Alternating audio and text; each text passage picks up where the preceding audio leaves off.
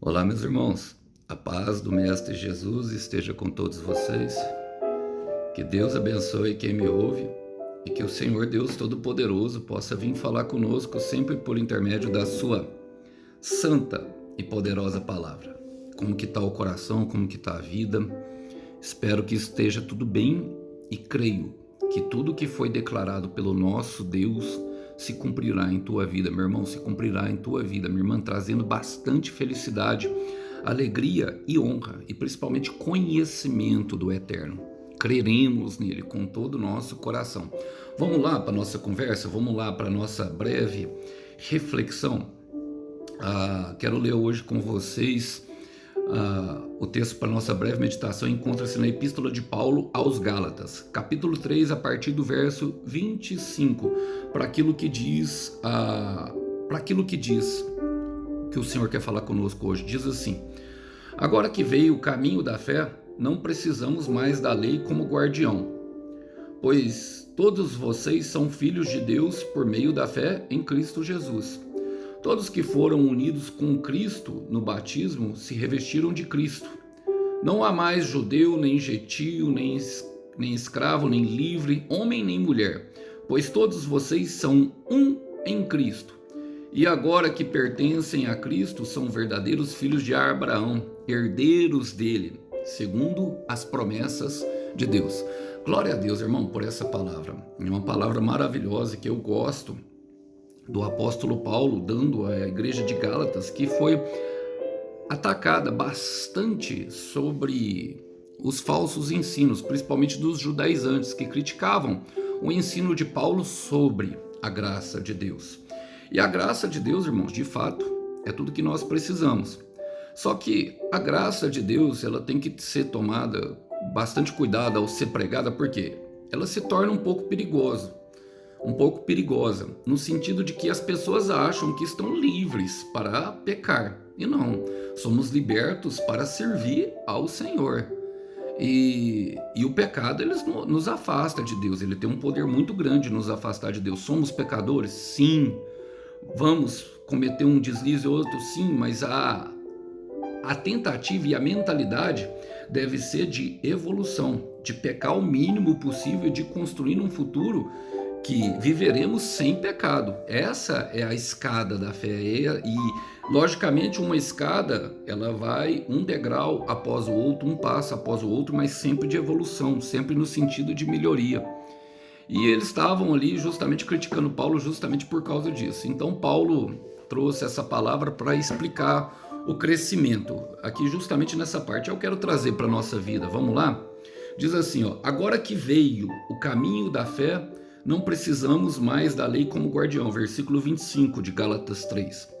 Irmãos, quem decide andar na estrada da fé, vive em liberdade. Quem decide andar na estrada da fé, vive por promessa, vive por uma visão celestial. Vive por algo muito superior que nos foi dado e foi plantado em nosso coração. Tiago chega a falar que essa palavra, ela é poderosa para nos salvar. Essa palavra que foi implantada em nosso coração e que nós devemos sim nos purificar. Essa é uma condição. Mas quem vive nesse caminho vive em liberdade. A lei era tida como tutor. E o que é o tutor? O tutor é aquele que toma conta. Aqui no nosso caso, no Brasil, são os nossos pais. Menino, não vai por aí.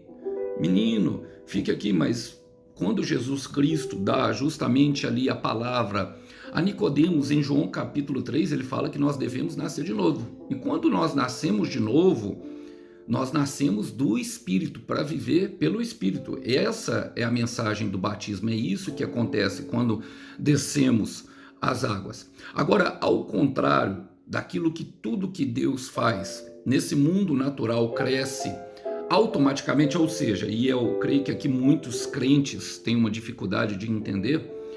Por exemplo, o nosso corpo, irmão, ele basta nós dormirmos e alimentarmos e ele vai pedir isso automaticamente. Ninguém vai conseguir viver sem comer e sem dormir e sem beber água. Ele cresce naturalmente, sem muito esforço. Nós nascemos crianças, crescemos, amadurecemos. Bom, e essa deveria ser a lógica da coisa. Alguns pais e algumas mães têm uma dificuldade muito grande de ensinarem práticas aos seus filhos que tragam amadurecimento, principalmente hoje na era do cuidado, onde o amor é medido justamente por aquilo que nós fazemos, e muitas vezes o amor vai se medir daquilo que Jesus faz, daquilo que não fazemos para deixar que a pessoa cresça. O espiritual, ele precisa verdadeiramente de um esforço. Jesus fala que o reino de Deus é tomado por esforço. O crescimento espiritual, ele não acontece, irmão, de forma automática, como o nosso corpo, como uma semente que você planta ali, você precisa regar, e ali são por meio de orações, irmão. Agora, quem verdadeiramente decide andar nesse caminho, vive em liberdade. Em Romanos 8:1 diz que já não há mais condenação para quem está em Cristo Jesus. E essa é uma verdade bíblica. Se você assim decidiu, irmão, você vive em liberdade. E a lei, ela já não precisa mais te guardar, ela já não precisa mais ser o seu tutor. Porque quem vive pela fé vai ser disciplinado pelo próprio Espírito Santo e capacitado a obedecer às leis santas, que de fato são boas e trazem bastante proteção para nós. Paulo continua falando no versículo 26: pois todos vocês são filhos de Deus, por meio da fé em Cristo Jesus. Agora, quem é filho de Deus, irmão? Quem acreditou na sua palavra. A filiação, ela traz acesso. A filiação, ela nos concede benefícios, irmãos. Quem crê, meu irmão, faz parte da família. Eu quero repetir, quem crê faz parte da família. Mas é um acesso à evolução.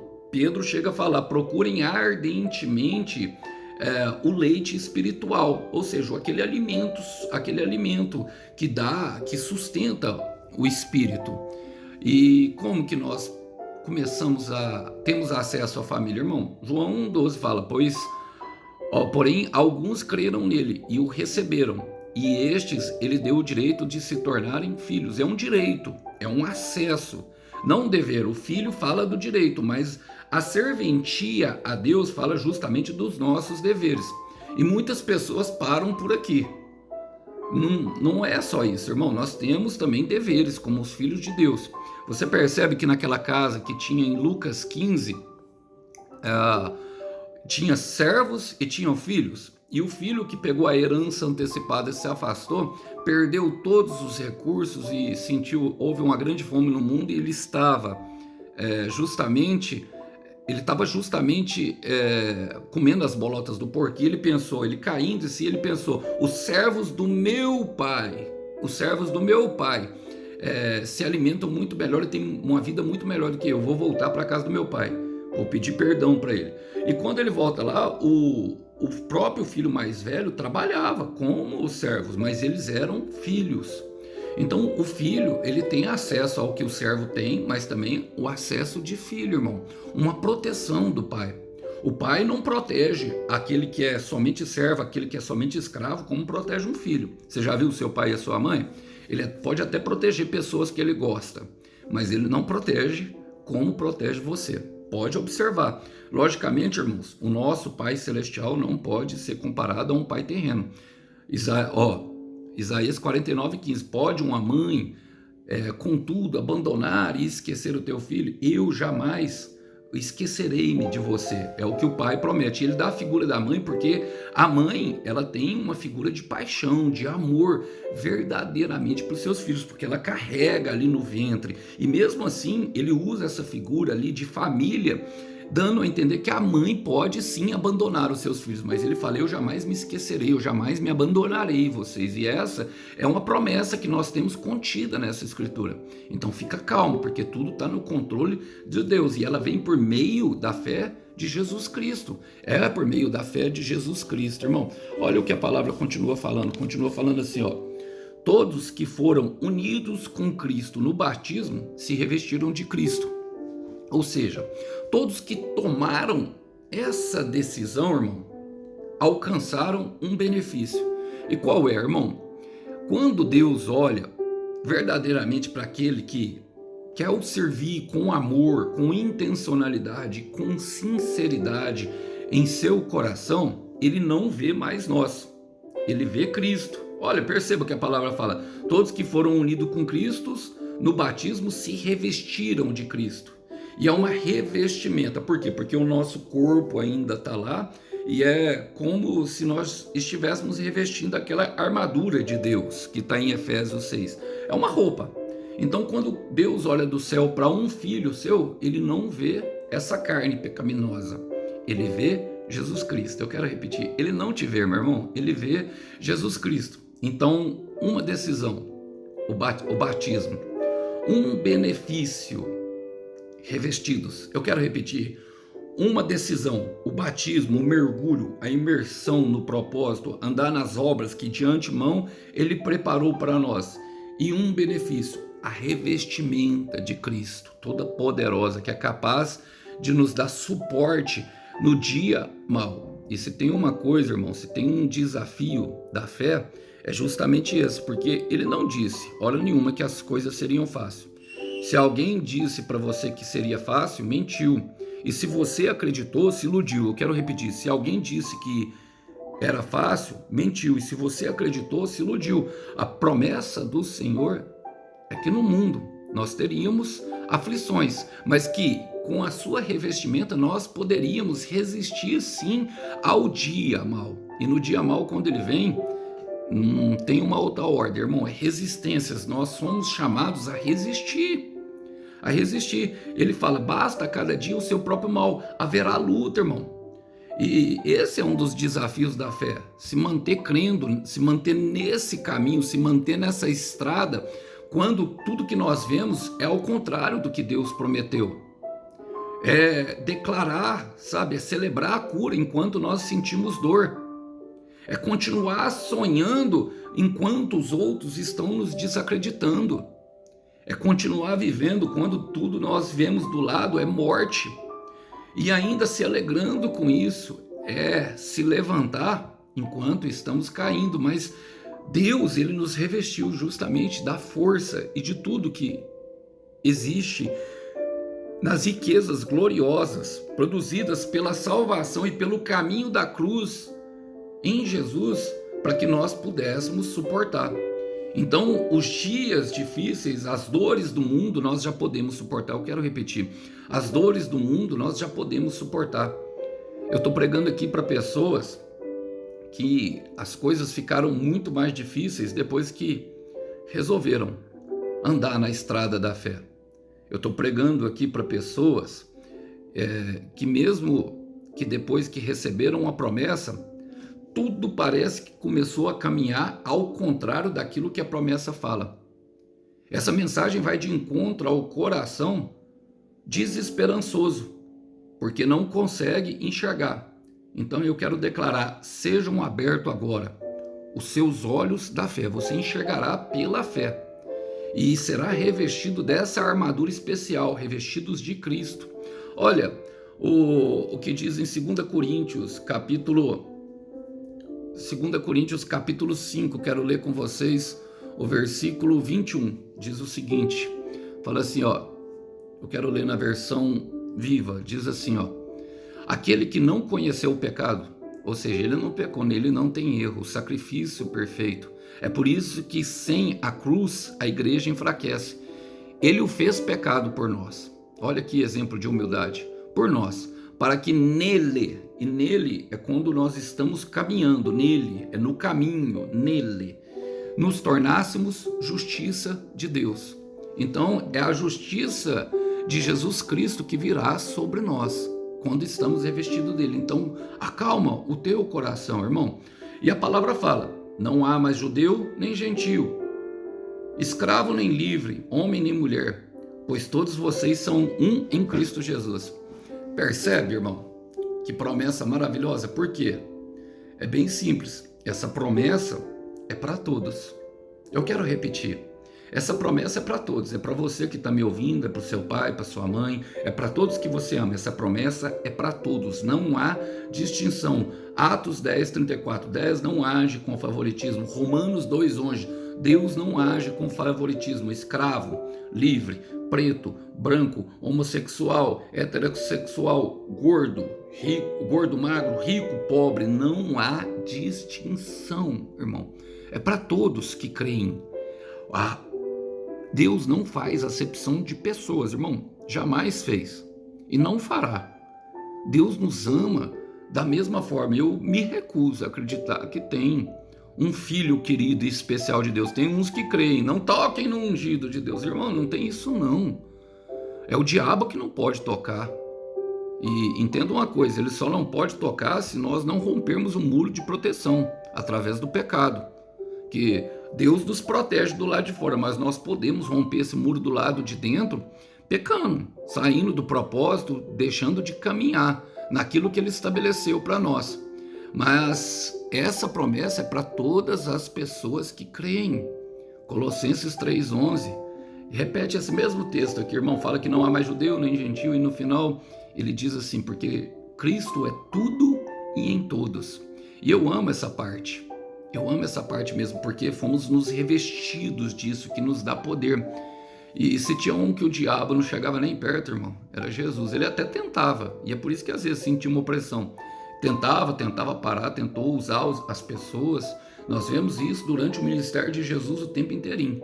Mas essa promessa é para mim e para você, irmão. Não tem diferença de mim que estou pregando, não tem diferença do cantor famosinho do YouTube, não tem diferença daquele que está passando fome. Não tem. Essa promessa é para todos. E a palavra continua falando assim, ó.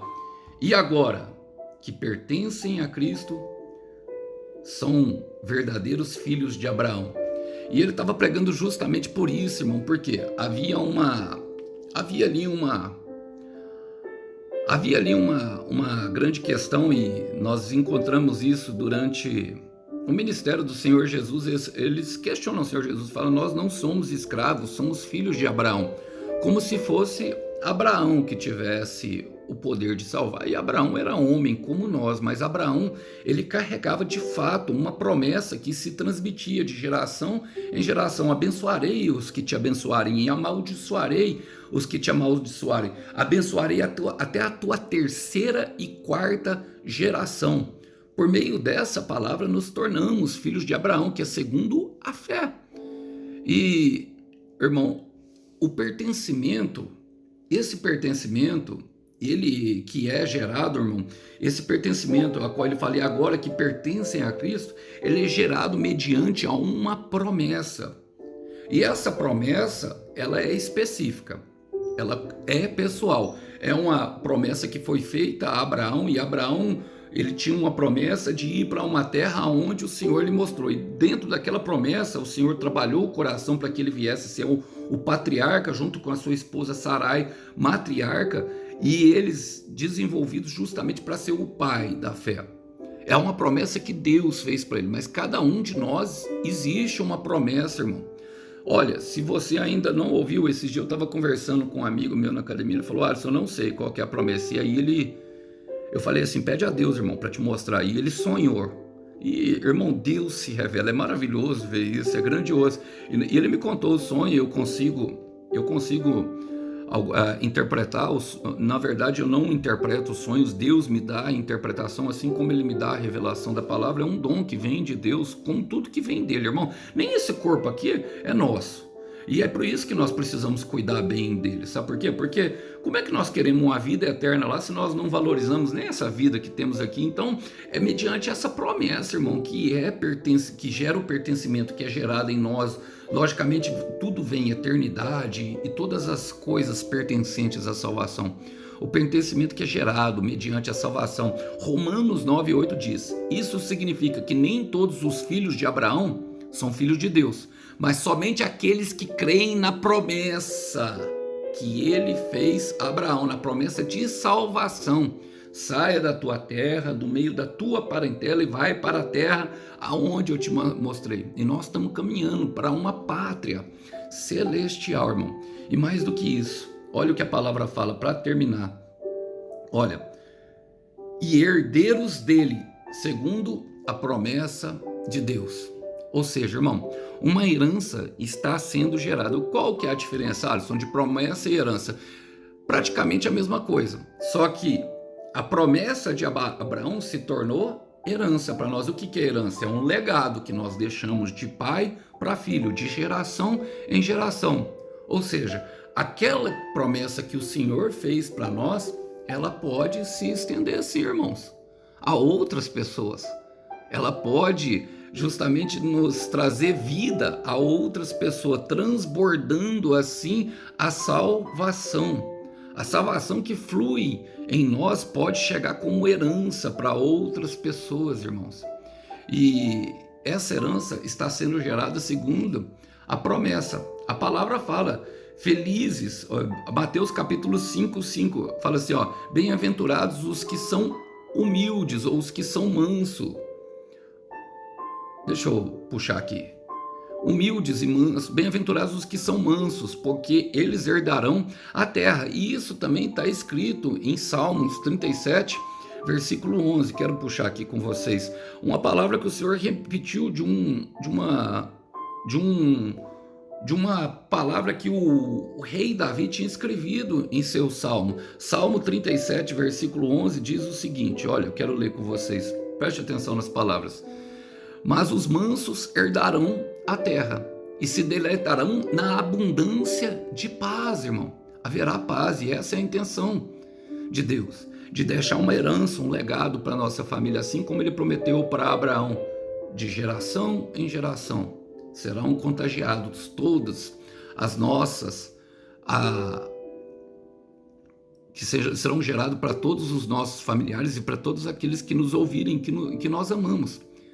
É pela fé, irmão, é pela fé que chegaremos a esse lugar, meu irmão, aonde todos que andaram não erraram ao acreditar nas promessas, e essas promessas que nos mantêm a sonhar. E eu quero deixar essa mensagem com você e que ela possa trazer ânimo e fortalecimento ao teu coração neste dia. Lembrando que o Cordeiro tem uma recompensa para o teu sacrifício. Que os irmãos possam ficar com essa palavra. A paz do Mestre Jesus esteja com todos. Até uma próxima. Tchau, tchau.